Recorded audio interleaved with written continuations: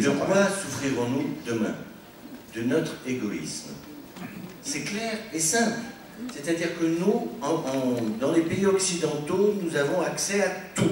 Et nous avons accès à plus en plus de choses. On se fait greffer un cœur, un pancréas, on lutte contre le cancer. C'est formidable. Et notre espérance de vie est en train d'augmenter de façon faramineuse. Nous avons des espérances de vie à 85 ans, et c'est vrai qu'on est en train de prolonger encore la vie, et de façon relativement correcte.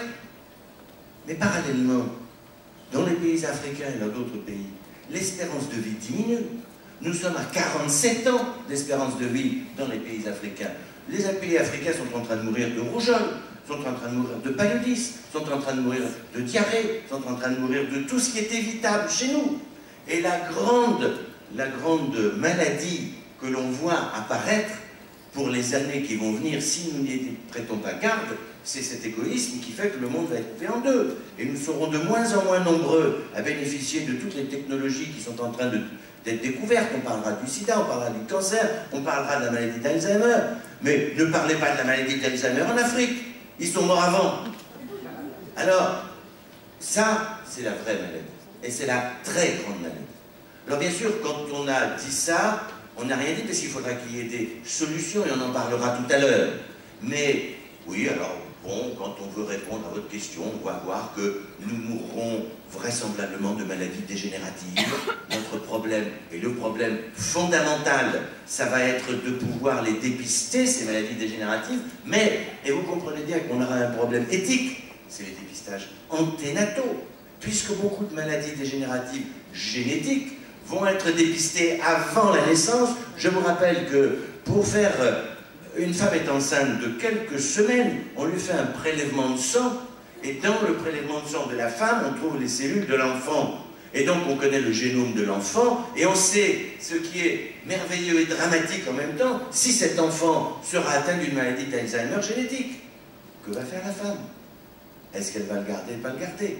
Et donc il y aura, c'est vrai, les maladies dégénératives, dont on pourra quelquefois faire le diagnostic de façon anténatale.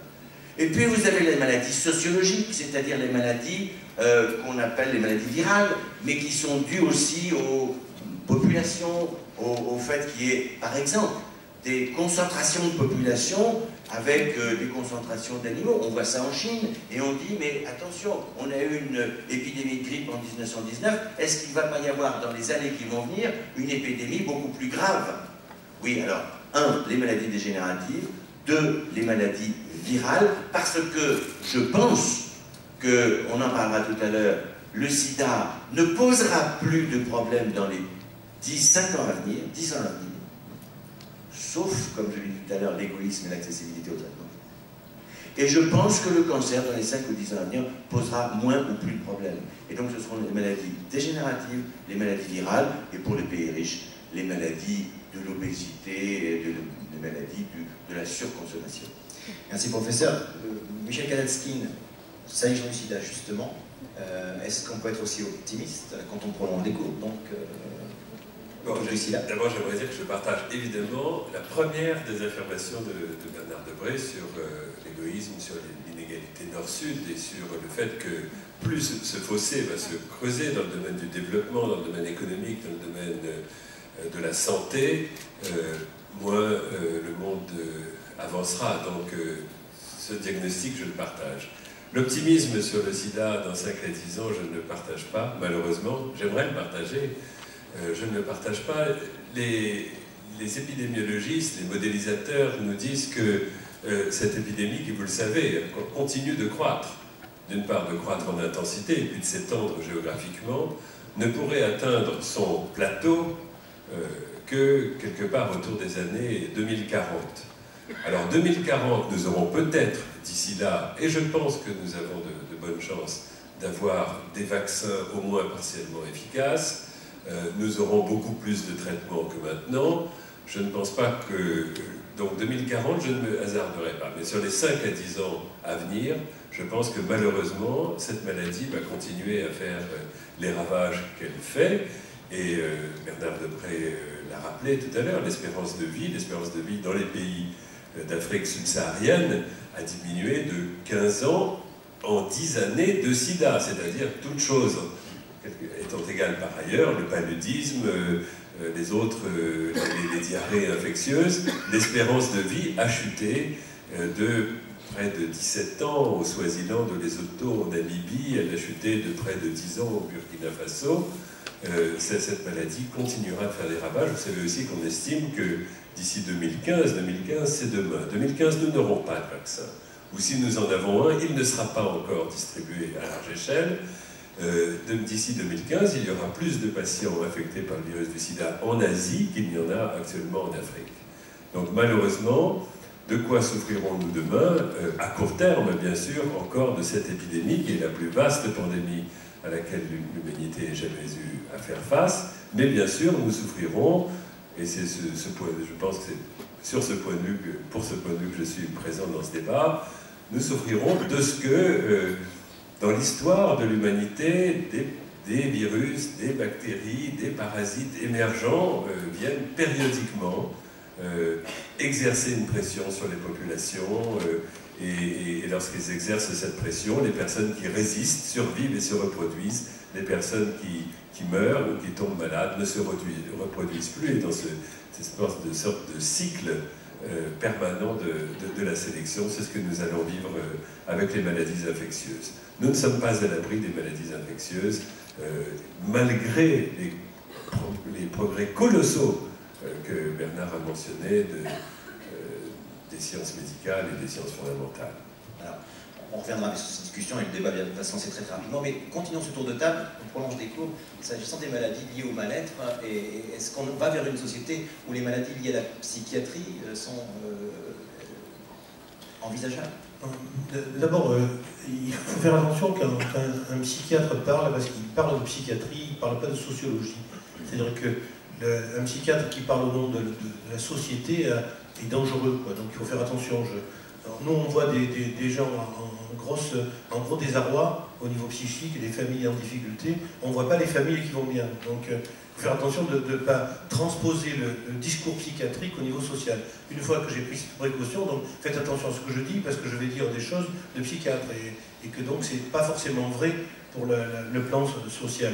Le psychiatre, c'est quelqu'un qui est microscopique, qui voit un sujet dans son histoire, et il ne peut pas faire comme le sociologue, des macroscopies, des cohortes, pour dire si ça va bien ou ça va bien. Alors moi, par contre, le discours que je vais tenir sur le futur est un discours peut-être un peu paradoxal, c'est-à-dire que je vais insister sur l'extraordinaire progrès des familles, par rapport aux enfants. C'est-à-dire qu'on est dans un temps quand même où les familles ont extraordinairement progressé par rapport à la représentation de l'enfant. Quand on lit Madame de Sévigné, par exemple, elle serait l'objet d'un signalement maintenant auprès du juge pour enfants. Donc, si vous voulez, donc, Harpagon, par exemple, qui veut se secouer Ariane, hein, lui aussi il est mis en examen. Tu vois, donc, il y a des progrès extraordinaires des familles, et ces progrès extraordinaires des familles entraînent quelque chose de paradoxal, notamment chez les adolescents, c'est que quand on se fait mal, c'est ce qui est sûr. Aller bien, c'est plus aléatoire que d'aller mal. Le fait que les adolescents aillent mal, hein, ouais, mais le fait d'aller mal est toujours plus sûr que d'aller bien. Alors, un exemple qui est, je dis, microscopique, et je passe un peu à la macroscopie. Je vois, il y a quelques mois, un gosse à Marseille qui était à sa 3e tentative de suicide.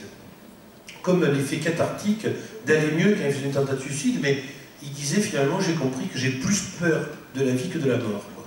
Donc c'est un discours inquiétant et très très juste dans le fond, de la part de cet adolescent. Puis je discute avec lui, mais c'est pas son cas qui va m'intéresser, c'est ce qu'il me raconte de sa classe. C'est un gosse qui est en terminale, hein, dans un collège sympa, vraiment, que je connais de Marseille, et il dit on est 5-6 à se faire mal. Alors par exemple, vous savez, un piercing ça va, mais 15 piercings, tu as envie de leur mettre l'oxygène en disant tiens, ça te fait pas mal. Il dit attention, je pique, hein. Tu m'approches, attention, je pique, j'ai des cornes, etc., des trucs qui ne m'approchent pas, mon corps est à moi. Et puis il me dit aussi, il y en a plein qui se scarifient, qui se pointent avec des clous. C'est nouveau quand même, cette auto-violence qui entraîne aussi une hétéro-violence sur la société. J'ai peur que les progrès des familles entraînent une violence sur soi et sur les autres. Voilà le paradoxe. Et la violence des adolescents, c'est quand même... les adolescents, c'est nous, hein. on ne peut pas stigmatiser une population, on ne peut pas dire les adolescents, on a l'adolescence qu'on mérite, quoi. Et je trouve que la violence des adolescents, c'est la réponse à tout comprendre au lieu d'éduquer, toujours tout négocier, toujours tout psychiatriser. C'est une spécialité à la mode, la mienne. Donc, on a du travail pour 2000 ans, je sais pas, c'est beaucoup plus loin le truc. Dans 2000 ans, il y aura encore des psychiatres, comme dans l'Égine, en Grèce antique, qui ont fondé ce petit vieux port qu'on voit là, Euthyménès, qui craignait déjà les dieux. Il dormait et il disait « raconte-moi tes rêves » aux gens qui avaient fait un voyage sur l'île d'Égine et d'Hydra pour aller mieux. Donc vous voyez, pour les psychiatres, on est peinard. Vaccin ou pas, dans 2000 ans, on existe encore. Mais par contre, ce qui compte, c'est cette violence qui est le renvoi d'un confort. La conquête diminue, la conquête de soi, la conquête du bonheur, la conquête du confort, et la violence devient un fait d'auto-appropriation. Et ça m'inquiète beaucoup.